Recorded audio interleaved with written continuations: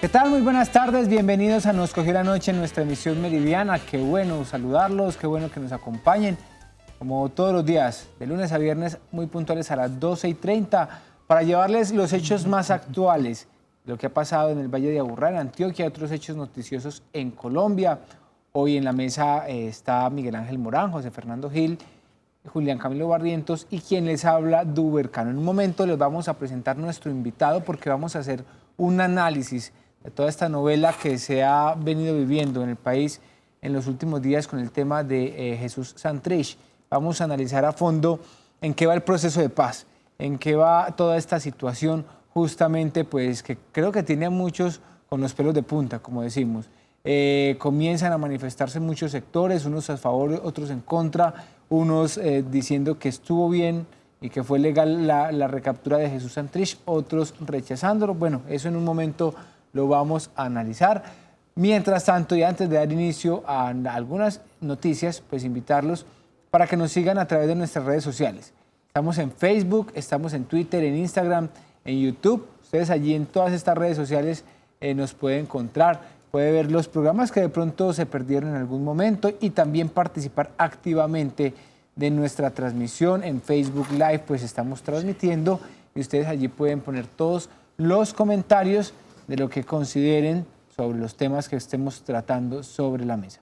Compañeros, bienvenidos a Nos Cogió la Noche. ¿Qué tal el fin de semana de ustedes?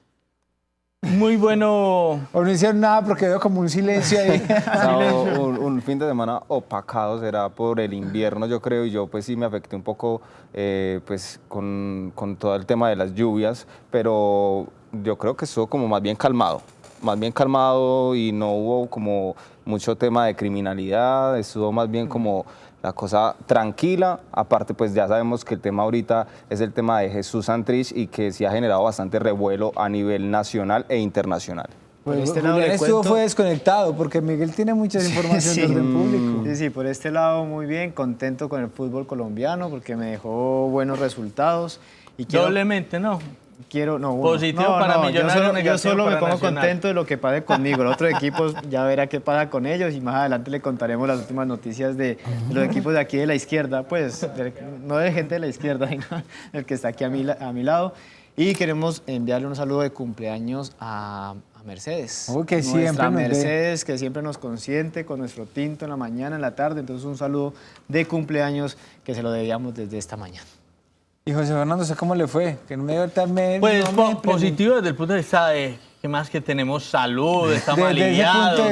Desde otros puntos de vista sí negativo, obviamente el tema futbolístico muy preocupante, el tema del país muy preocupante, las posturas de algunos dirigentes tanto de derecha como de izquierda muy preocupantes. Está preocupante por este lado, por todo lado. Como ya todos saben, pues hoy en horas de la tarde se espera que Jesús Santrich sea allí y nuevamente se destapen esas cartas por parte de la Fiscalía en la legalización de captura, pues esas pruebas que muchos están especulando, de las pruebas que muchos están hablando, que el video, que si ese video sí sirve, que cuándo fue grabado.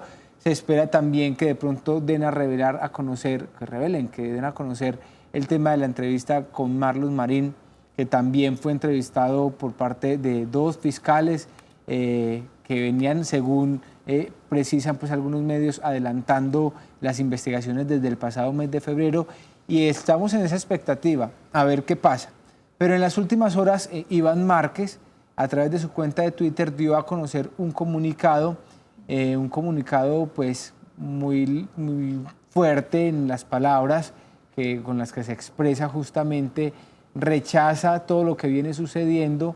Dice allí, ustedes pueden leer un fragmento, pues también rechazando, dice que fue un error haber entregado las armas.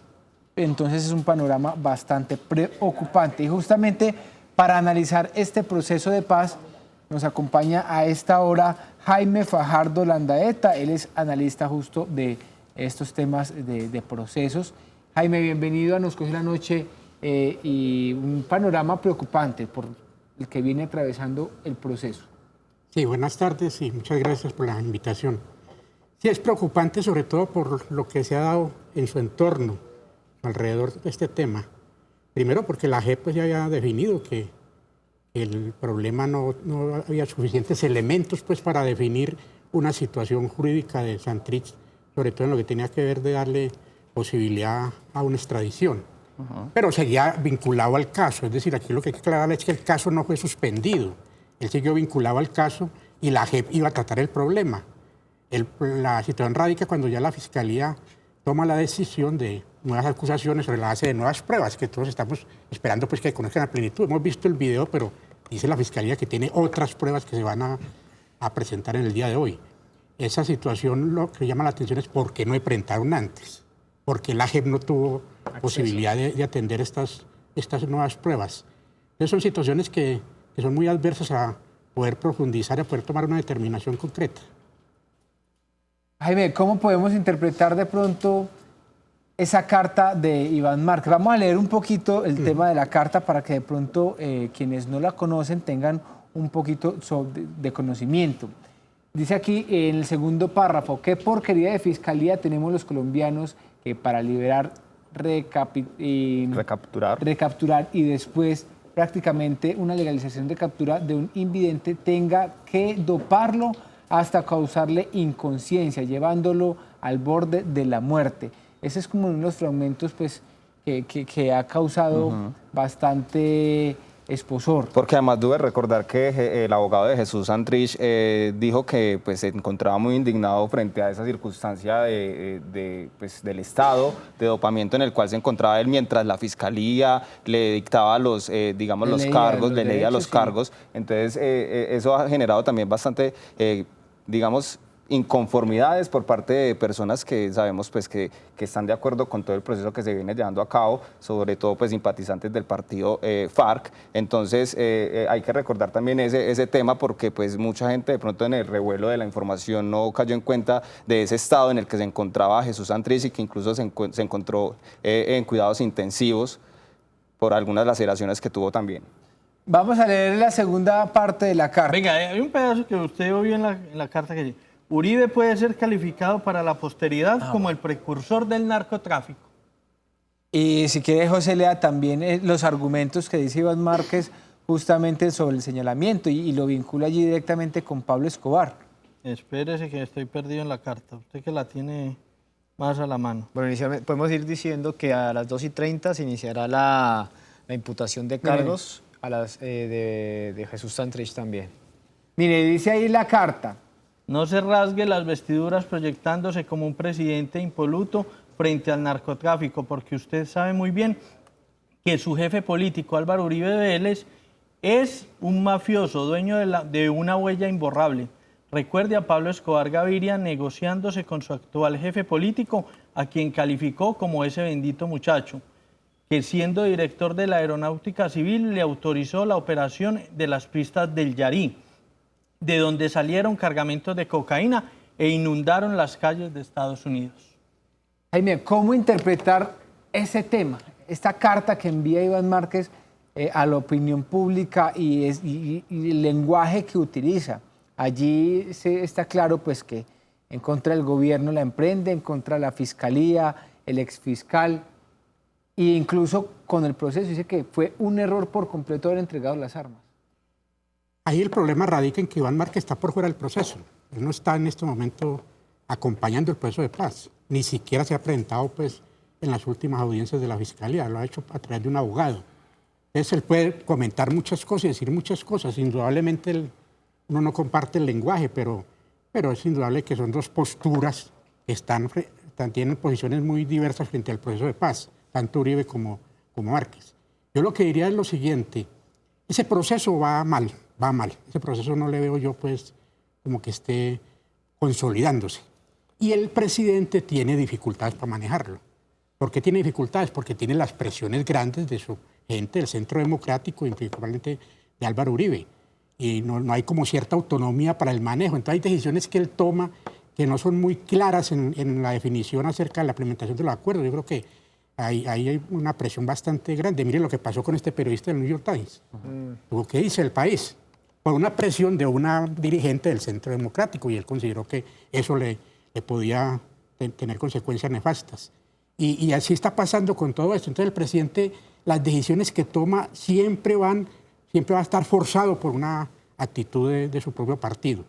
Y pienso que lo de Santrich es un desenlace más de lo que se está presentando con el proceso de paz. Es decir, yo creo que el proceso de paz va a culminar muy mal. El tema de los otros dirigentes de las FARC, quienes ya están allí en el Congreso.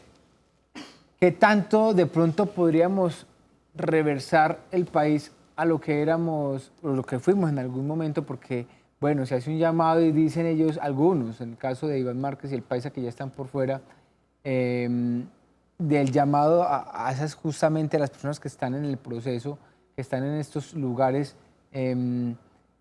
haciendo parte justamente del posconflicto, casi que invitándolos a que retomen o que vuelvan ese camino de las armas. Lo que pasa es que hay un problema muy serio con este proceso de la existencia de unas disidencias que tienen gran peso en estas zonas.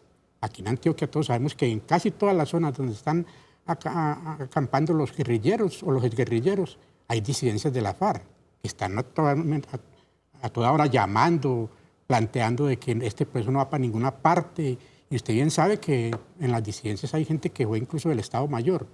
Eso es una situación preocupante, eso es algo que está calando permanentemente en ellos. Y esto genera incertidumbre. Uno que ha acompañado tantos procesos de paz sabe que cuando suceden estas cosas y no se aclaran inmediato y no se toman los correctivos y uno ve que no hay una disposición para enderezar estos procesos, pues eso causa cierta situación difícil en las bases, sobre todo en las bases de combatientes. Pero eso directamente es como una amenaza.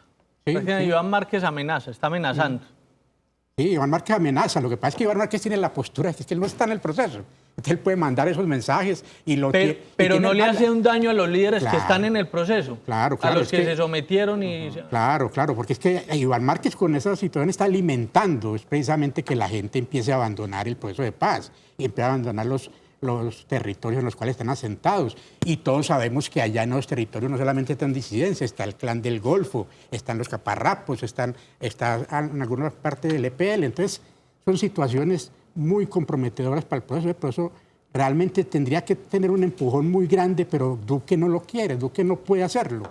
Y Duque está sometido, vuelvo a insistir, a las presiones que tenga del Centro Democrático permanentemente. Pero entonces está hablando que el gobierno le jugó sucio a las FARC, le jugó sucio porque básicamente le está diciendo, ustedes nos prometieron una cosa, por lo menos el gobierno de Santos, y ahí también el gobierno de Duque le cambia las situaciones. Entonces básicamente está hablando de como una historia en la que el gobierno de Uribe los debilitó, obligándolos a negociar con el gobierno de Santos.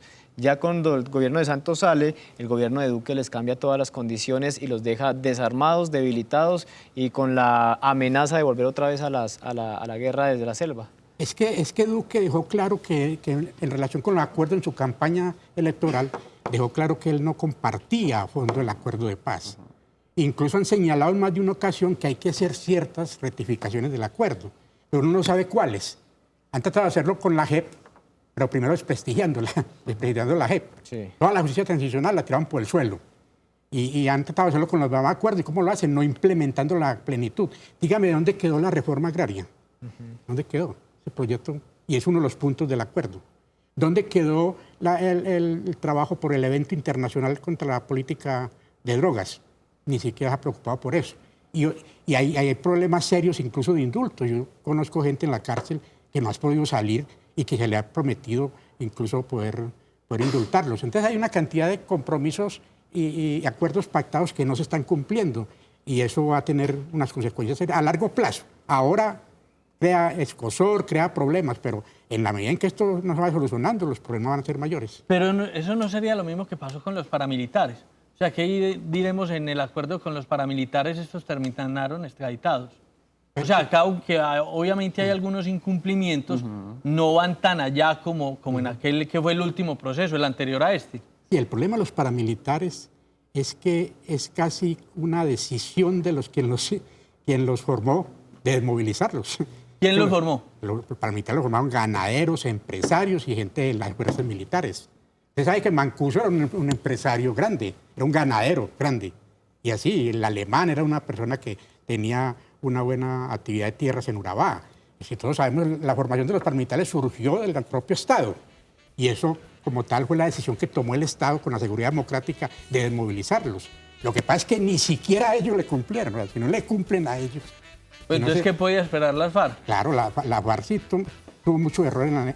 La negociación fue buena, pero la implementación... Perversa. Pésima, perversa totalmente. Es más mala la implementación de este acuerdo que los que se hicieron en el 90. Jaime, usted dice que es muy mala y es pésima.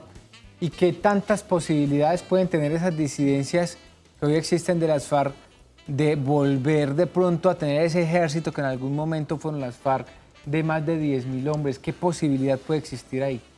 Las posibilidades están todas. Lo que pasa es que al momento están creciendo. Hace el último programa en que vinimos hablamos de 700. Ahora hay más de 1.500 disidencias.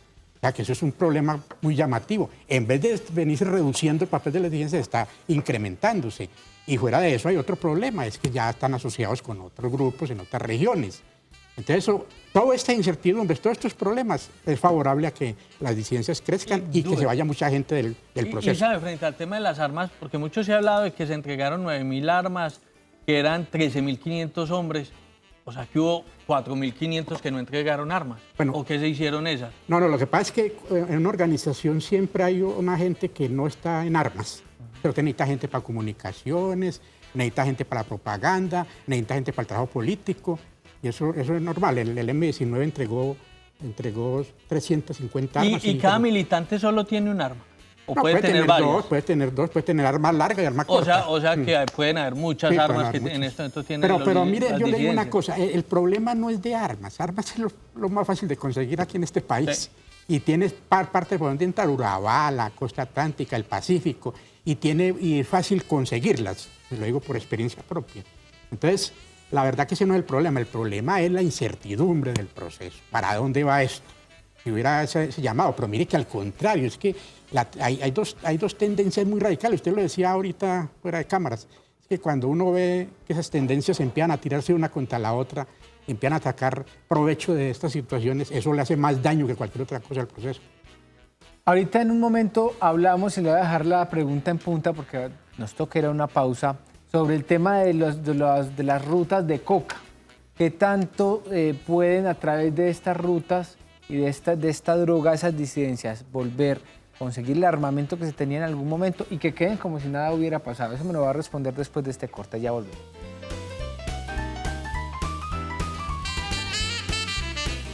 Y hace un momento quedamos con una pregunta para nuestro invitado.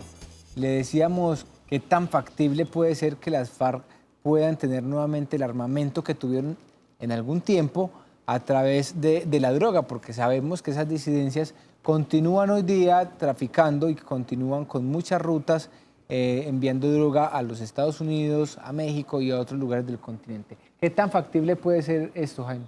Sumémosle a eso el problema de Venezuela. Que Venezuela en este momento es un escampadero de todos estos grupos, tanto del ELN como de estas disidencias de la FARC.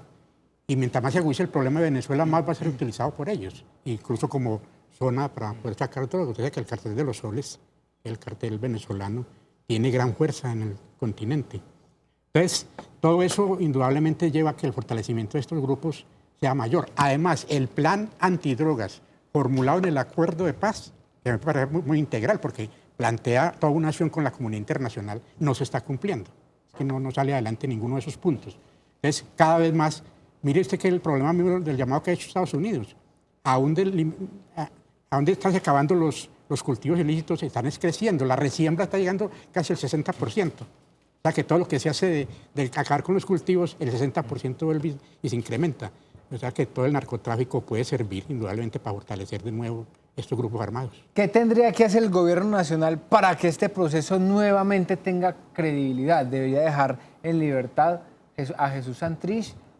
¿Qué tiene que pasar para que esto retome nuevamente el rumbo que de pronto en algún momento se pensó debió haber tenido? Es que el problema no es Santrich, el problema es la actitud del gobierno frente al proceso de paz. Porque el gobierno tiene dos facetas. A nivel internacional se va y habla maravillas del proceso de paz. Y a la comunidad internacional le esboza pues, de que se está cumpliendo y que va para adelante. Y aquí viene y inmediatamente asoman los incumplimientos. Entonces el problema fundamental es que el gobierno no tiene muy buena disposición a sacarlo adelante. Vuelvo a insistir, los proyectos de ley que tenían que presentar para implementar la agenda quedaron parados, totalmente parados. y no hay ni siquiera una posibilidad de discusión del presidente y la gente de las FARC. Ellos están pidiendo una cita desde hace mucho tiempo, no solamente ahora, y no ha podido concretarse eso. Entonces, mientras esa disposición no la haya, mientras Duque no tome la decisión, así esto le cueste con su partido, el Centro Democrático, indudablemente va a haber problemas en el campo. Jaime, con preocupación se está viendo que estas disidencias de las FARC están apoyando a grupos urbanos. En este caso, en Bello, se habla de que las disidencias están apoyando a uno de las dos bandas, Pacheli y los del Mesa.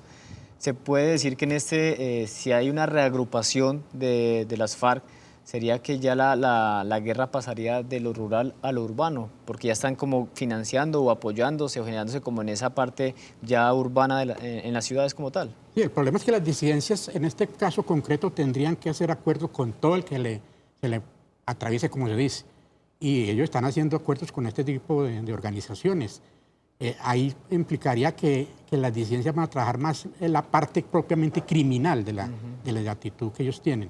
Y eso fortalecería no solamente a estos grupos ilegales, sino también a los grupos propiamente criminales que no tienen ningún objetivo político. O sea, la ideología que supuestamente promulgaban se perdió, o sea, se perdería ya totalmente. Ellos meten totalmente en el problema de las drogas y de las rentas criminales. Hay una situación también muy delicada y es que para nadie es un secreto que los exguerrilleros de las FARC están siendo asesinados y también muchos líderes sociales que han apoyado el proceso. Pero entonces, ¿cómo garantizar realmente desde el gobierno digamos, la seguridad para estas personas? Porque ayer escuchábamos a la vicepresidenta diciendo que es que para ellos era muy importante garantizar precisamente ese cuidado y esa protección, pero hasta ahora tampoco hacen nada frente a ese tema.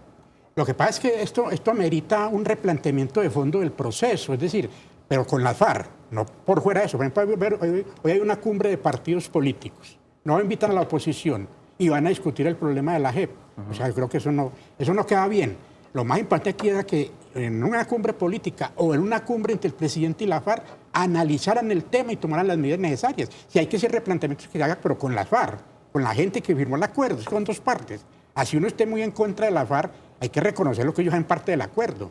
Lo que pasa es que Duque está tomando decisiones como las de hoy, las que hablan de los partidos, donde quiere introducirle reformas a la JEP sin estar la contraparte que discute el acuerdo. Uno podría decir que el gobierno está nadando en un mar de contradicciones cada vez que hacen un pronunciamiento y cada vez que toman una decisión. Claro, es que el gobierno no tiene norte en el proceso de paz. Y no lo tiene porque efectivamente ellos han tenido consideraciones de que en el proceso se aflojó demasiado, que se le dio demasiadas ventajas a las FARC, que son demasiados privilegios, pero entonces no trazan la ruta, no queda claro para dónde va.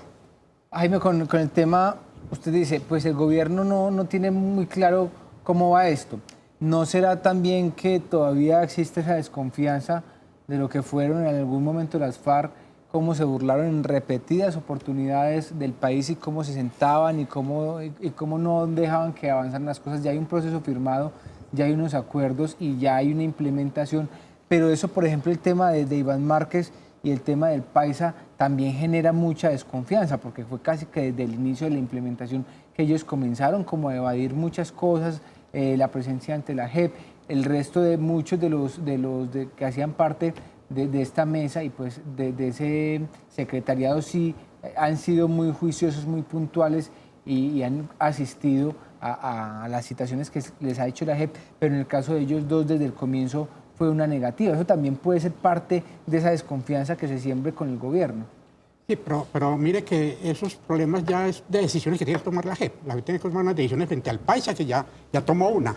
Eso es por la hora de excluirlo de las garantías. Se demoró mucho. Se demoró, no, claro, porque es un proceso, de todas maneras, eso es un proceso que tiene sus motivaciones. Y también está lo de Márquez, que también está tramitando en la JEP. El problema radica ahí, vuelvo, insisto, en que aquí se requiere una especie de cumbre política, pero con las FARC, para debatir, para discutir. Si le van a introducir algunos criterios diferentes al acuerdo, pues háganlo con ellos, pero no se toma esa decisión, porque el gobierno indudablemente tiene el problema de que todos sus amigos, toda la gente del Centro Democrático está en una ofensiva grande. Ellos quieren crear una crisis institucional, desean una crisis institucional.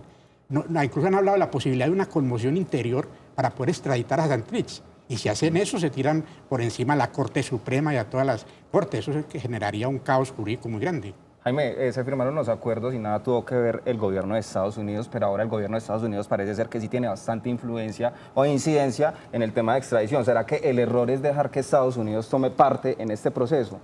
Es que el problema está en que el acuerdo lo que dice con claridad es que efectivamente no se extraditará a la persona mientras éste acuda a la JEP. La JEP va a promulgar sentencias en su momento determinado. Pero entonces aquí lo que dice es que no, que el acuerdo de extradición no tiene por qué estar sometido al problema de la JEP. Pero eso fue lo que firmó. Entonces, ¿qué más se va a hacer? Tiene que cumplir lo pactado, no lo que quiera Estados Unidos ni lo que quiera hacer el presidente Duque por fuera. Muy bien. Así, por ejemplo, lo de Santrich ya ha sido posterior a la fecha. Pero que todavía no sabemos. No, por eso, Exacto, en el eventual caso. No, en el evento de que sea el caso, entonces le corresponde a la JEP entregárselo a la justicia ordinaria y allá entraría ya, pero la JEP. Lo que pasa es que tiraron la JEP por encima. Incluso, mire una cosa, el Santrich no estuvo realmente, no fue liberado. Santrich no salió libre nunca. Y eso Pues es eso es lo que Los dicen 4 muchos. minutos. estuvo en la silla y no le dejaron ni siquiera pues hablar con sus amigos. Porque es que el problema central es que tiene que tener un nivel de locomoción para poder plantear otra captura. Y uno cree que son cosas sencillas y cosas, pero son cosas del código. Y resulta que aquí no se aplicó eso siquiera. Pero lo que pasa es que, bueno, el nivel de, usted habla del nivel de locomoción, del movimiento, pero igual lo llevan en una silla de ruedas. Se habla Sí, pues de sí, una cuadra, pero que todos por lo menos sabemos- se debió haber pero- desplazado una cuadra. Pero es que el procedimiento no fue claro. El procedimiento tenía que decir, la fiscalía dijo, bueno, yo tengo nuevas pruebas. ¿Cómo la inventó? ¿Quién la llevó? Con una cosa, el fiscal dijo el viernes pasado que el video que sale, que ese video no lo planteó la fiscalía. Entonces le ponen, bueno, ¿quién lo maneja? Pues no, el video lo tenía en Estados Unidos.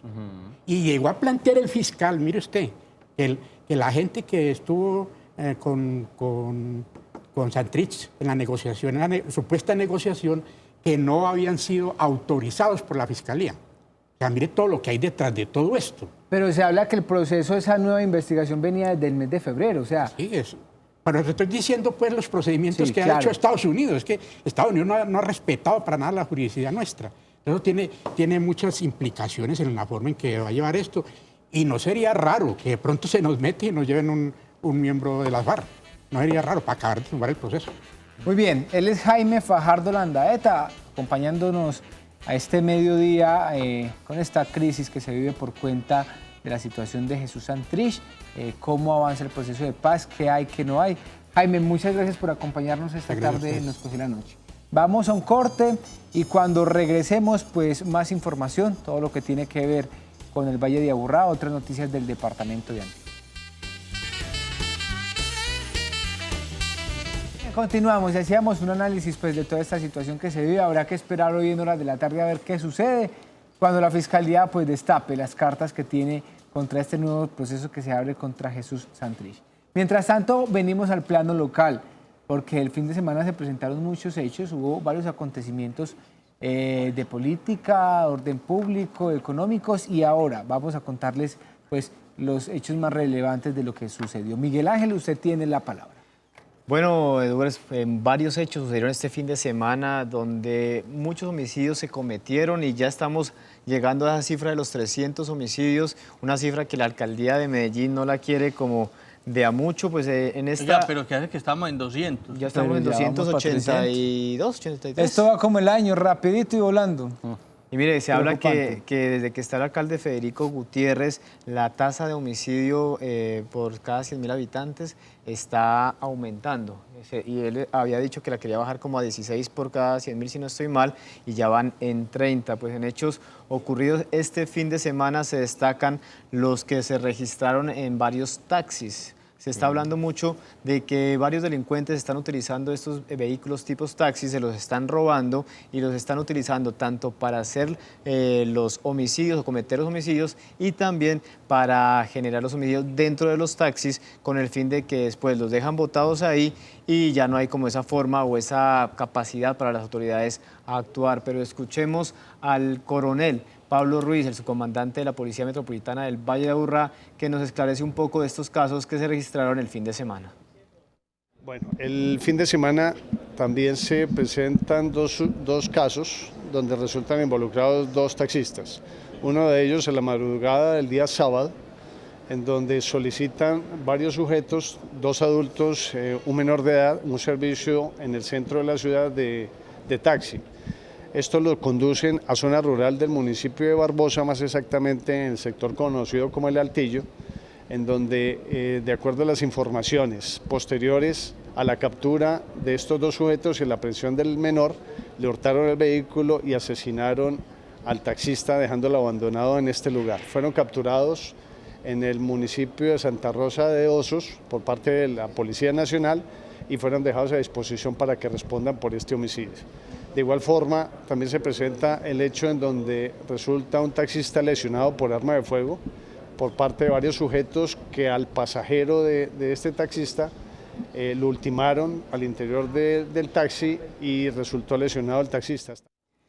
Bueno, como ustedes se dan cuenta, se generaron varios homicidios este fin de semana, la cifra cada vez crece, estamos a más o menos 15 de llegar a los 300 y las autoridades están, después del Consejo de Seguridad que hubo con el presidente, se están generando todos estos temas de incrementar el pie de fuerza, incrementar todo el tema de hombres, de las autoridades tanto en Bello como en Medellín como tal. Sin embargo, todavía se ve registrado todo estos homicidios, todo ese aumento en esta tasa de homicidios en Medellín, los últimos registrados en el barrio París y el otro registrado también en barrio Robledo, donde también están muchos, y lo que se destacan de esos homicidios, los últimos homicidios son venezolanos y también muchos menores de edad, Dúbar. Muy bien, muy triste pues el panorama en cuanto a homicidios en nuestra ciudad, que debería estar disminuyendo, por el contrario, va en aumento. Esperemos que esta situación pues la logren controlar las autoridades.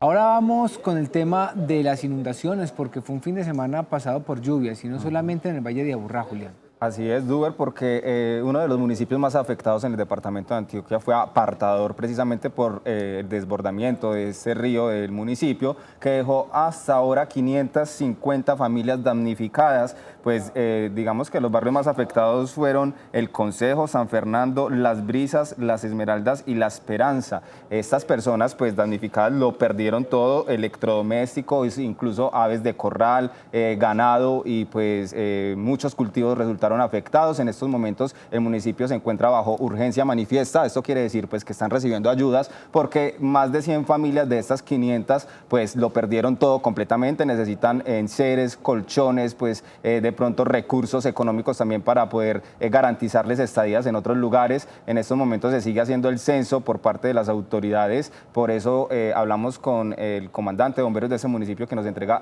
declaraciones de la situación que afronta este municipio en estos momentos. Las estadísticas. Bueno, las estadísticas pueden llegar a subir porque tenemos la afectación también de las veredas, como es el Mariano, el propio corregimiento de San José, que fue donde se salió el río del Cauce, sobrepasó los arillones de contención, entonces todavía no se ha hecho el consolidado en ese sector. Pueden subir las personas damnificadas, ¿no? Pero ahí estamos pendientes ya de ese consolidado con la administración municipal, que es que se está haciendo el trabajo, pero todavía no se ha terminado. Hasta ahora pues se siguen registrando algunas lluvias leves en este municipio, pero no se descarta que en las próximas horas puedan ocurrir nuevas emergencias. Por eso pues las autoridades se encuentran alertas y dice el alcalde de este municipio que pues digamos que necesitan entre 25.000 y 30.000 millones de pesos para poder garantizar la reconstrucción de nuevas viviendas a todas estas familias, porque ellos viven en zonas del río, o sea que posiblemente pues no van a poder volver a estas zonas.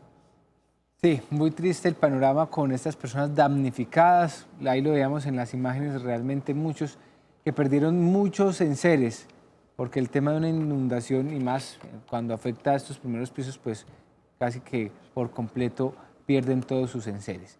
José Fernando, ¿usted qué nos va a contar en Noticias Económicas? En Noticias Económicas, poco por contarle, mi apreciado Uber.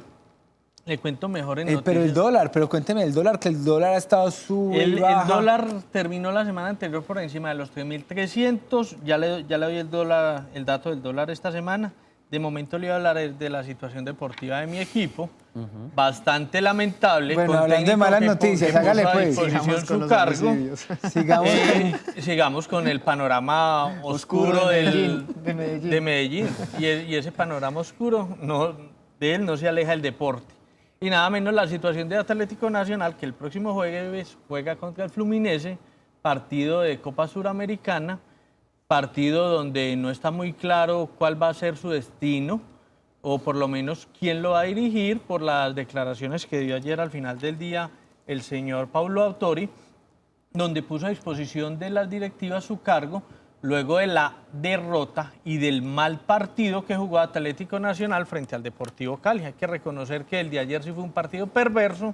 Los verdes del Valle del Cauca jugaron mucho mejor que los verdes de Antioquia y la situación es crítica por el lado de Atlético Nacional. José, lo mejor no es ya que los eliminen de una vez por todas, porque es como un sufrimiento partido tras partido. Eso ya Agonía. mejor, sí, es una agonía ahí como muy larga. Duber, pero sabe, lo que pasa es que en la Copa Suramericana Nacional está completamente vivo. Es un partido bueno, en la de ida y vuelta. Suramericana, sí, claro. Y en el torneo colombiano perdió mal, 3-1, pero se le dio el marcador en el otro grupo. El empate en el otro partido, perdón, lo Es que deja es la vivo. cosa. Y otro empate en el partido que jueguen de nuevo estos rivales y una victoria de Nacional lo dejaría con Chico. O sea, pero es que mire, matemáticamente Nacional está vivo. Futbolísticamente dicen muchos que no puede, no le está va a tan dar, vivo. no le va a dar para seguir en el resultado. Y ahora se está hablando de que el posible reemplazo, el que está sonando, es Juan Carlos Osorio, técnico que ya salió campeón en el 2013, si no estoy mal, 2014. 13-14. Estuvo en Nacional, lo sacó campeón en una época difícil también. Y es lo que está sonando. Se le ha pedido a Autori. Exitoso desde los marcadores, perverso desde el tipo de juego, porque no es la filosofía de Atlético Nacional, pero es exitoso. Ya. Hay Ahora, títulos A garantizados. Autori se le pidió que terminara, que diera este partido de Sudamericana, tanto el de ida como el de vuelta, y el otro partido de la Liga Colombiana, esperando que le vaya bien en Sudamericana para que también si lo dejan acabar todo el semestre. Entre otras, porque sería perverso, y yo no estoy de acuerdo con lo que hicieron en su momento Dover el año anterior, que para el último partido movieron a Herrera de una manera no muy elegante, lo sacaron para el último partido previo a la clasificación, el equipo quedó eliminado y no sería coherente que hoy, obviamente quien puso a disposición su cargo fue el señor Paulo Autori, pero tampoco sería elegante salir de él en esta instancia. Pienso yo que, dada la situación, el equipo lo que debería es darle el respaldo al señor y darle un semestre más. Obviamente un semestre a ver si el equipo se puede reforzar. Entre otras, porque este semestre fue un semestre con muchas lesiones, donde desafortunadamente, y se lo escuchaba uno de nuestros compañeros que nos ayuda en deportes, uno de nuestros periodistas de deportes, Andrés Calderón, y es real, desafortunadamente el señor Autori no hace cambios por disposiciones técnicas o tácticas, sino que los tiene que hacer por lesiones. Y así es muy preparador difícil. físico está mal. Ese es el que es perverso, ese sí hay que sacarlo de una. Bueno, ahí está toda la información deportiva, pero tendremos que ir a una pausa. Cuando regresemos, les vamos a hablar de una niña que asesinó a su hermanita. Ya les contamos dónde fue. Bueno, José, usted cuando nos fuimos a comerciales nos quedó viendo el tema de la información del dólar. ¿Cómo se está comportando? Sigue al alza, vea, le cuento que arrancó a 3.310, cerró a 3.351, alcanzó a llegar a los 3.360 en promedio, se negoció hoy a 3.343 pesos. Estos son buenas noticias para quienes tienen dólares en el bolsillo, malas para quienes vayan a viajar al exterior, vayan a hacer compras en el exterior y estas sean en dólares. Bueno, Miguel Ángel tiene mucha información y como el tiempo se agota, cuénteme dos noticias, Miguel. Muy rápido le comunico que en las últimas horas se registró la muerte de una niña de 11 años de edad que en compañía de su hermana de 10 años estarían manipulando una escopeta que se encontraba en su vivienda en la vereda de San Andrés de Tulapá de Turbo, en Antioquia. Según las primeras investigaciones, la pequeña resultó herida por el impacto de bala y fue trasladada al centro de salud del corregimiento Pueblo Nuevo, donde llegó sin signos vitales. El padre de las menores afirma que fue un accidente cuando ellas se encontraron con esta escopeta que según sería utilizada para la caza de animales. Ya las autoridades competentes abrieron una investigación contra el padre de familia por estos últimos hechos, y de igual manera se conoció también que la mujer que habría inyectado a los glúteos de otra mujer en Girardota, recordemos este caso que sucedió en abril donde apareció una moto incinerada y una mujer lesionada. Se investigó el caso y resultó que la amante de la pareja de la mujer que resultó lesionada habría provocado este accidente. En el momento en que ocurrió este accidente, esta mujer, que es auxiliar de enfermería, aquí la estamos viendo en pantallas, habría inyectado en sus glúteos clomazepam y... En los glúteos de la víctima. De la víctima, señor. Y tramadol. Estos son de uso farmacéutico que dejan varias secuelas y dejan inmovilizada a la víctima como tal.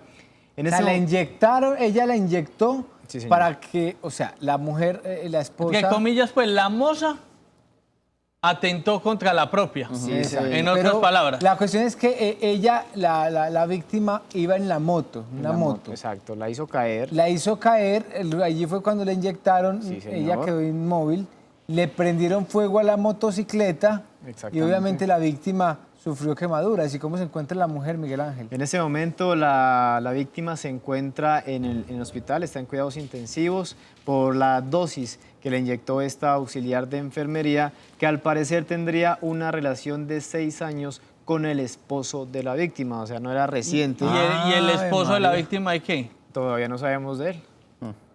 No, pero el ¿Era esposo cómplice? que... No, porque uno puede ser cómplice, puede estar completamente sano No frente a sabemos la situación. historia porque puede ser que él le dijo, bueno, ya llevamos mucho tiempo así, yo necesito que Terminemos. se O puede ser formalice que y le termine. terminó la relación, es cierto. O puede ser, Pues si quiere escuchemos al coronel Pablo Ruiz, que nos detalló sobre esta captura y la investigación con respecto a este ataque a esta mujer en Girardot.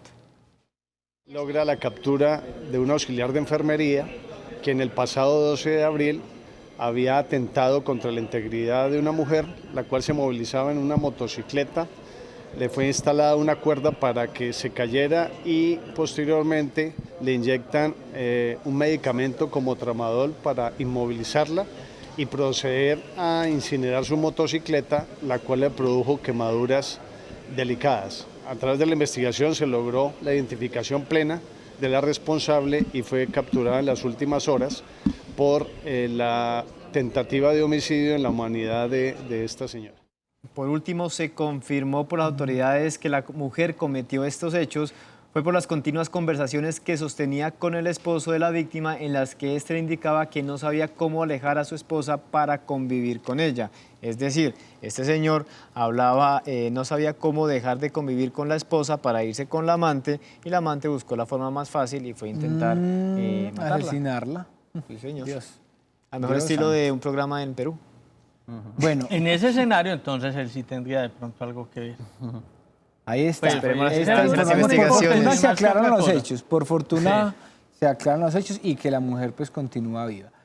Julián, cuéntenos usted sobre un nuevo paro camionero. O sea, los docentes y los camioneros se pueden dar la mano. Claro que sí, Duber. Mucha Mire, amenaza de paro. el primer paro camionero de este año inició desde hoy. 43 agremiaciones a nivel nacional se unieron y más de 310.000 conductores.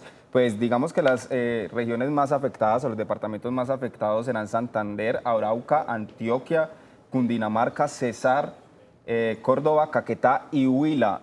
Pues aunque ellos dijeron que no iban a haber bloqueos en las vías, pues iban a hacer manifestaciones pacíficas y que además pues lo que iban a hacer era el cese de actividades. Hay alguna preocupación de pues los dirigentes y los alcaldes de estas localidades porque pues cualquier cosa puede pasar. Sabemos que en estos paros pues mucha gente no está de acuerdo y pues aquí lo más preocupante es el tema del traslado de alimentos, que pues posiblemente vamos a tener afectaciones también en el departamento de Antioquia, aunque la ATC de acá pues no se ha unido. Ellos dicen que hay algunas empresas que pues sí tienen operación acá y que seguramente no van a prestar sus servicios. Hablamos con ellos sobre esas posibles afectaciones que se podrían presentar acá en el departamento de Antioquia y esto es lo que nos dicen desde ATC. Bueno, en Antioquia pues principalmente si hay bloqueos o cosas que no deberían suceder, pues la idea es que sea una, según lo mencionan nuestros compañeros de las otras agremiaciones, es que sea un cese de actividades pacífico. Ellos insisten en el tema de dejar los vehículos guardados, simplemente cerrar el switch y no salir a las carreteras. Pero pues si eso llegase a pasar, pues tenemos los antecedentes de que las regiones se van a ver afectadas. Bueno, que no lleguen los enseres, los insumos, la materia prima, los productores.